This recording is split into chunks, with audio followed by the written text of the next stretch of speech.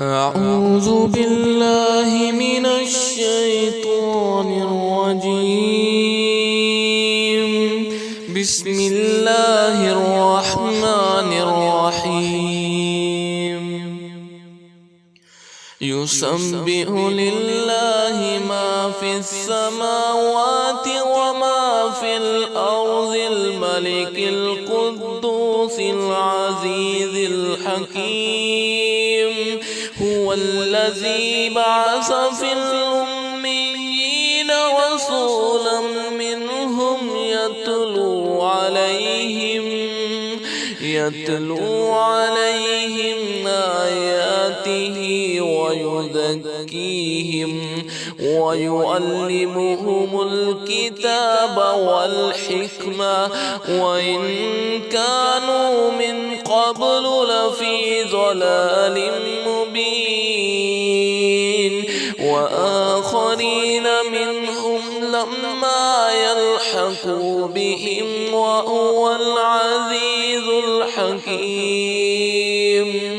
ذلك فضل الله يؤتيه من يشاء والله ذو الفضل العظيم. مثل الذين حملوا التوراة ثم لم يحملوها كمثل الحمار يحمل أسفارا. بئس مثل القوم الذين كذبوا بآيات الله والله لا يهدي القوم الظالمين. قل يا أيها الذين هادوا إن زعمتم أنكم أولياء لله من دون الناس فتمنوا الموت إن كنتم صادقين ولا يتمنونه أبدا بما قدمت أيديهم والله عليم بالظالمين.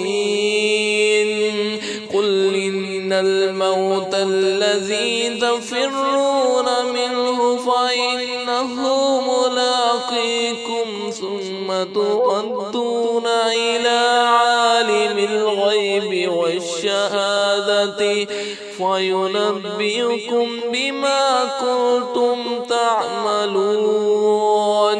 يا أيها الذين آمنوا إذا نودي للصلاة من يوم الجمعة فاسعوا إلى ذكر الله وذروا البيع ذلكم خير لكم إن كنتم تعلمون. فإذا قضيت الصلاة فانتشروا في الأرض وابتغوا من فضل الله واذكروا الله كثيرا لعلكم تفلحون.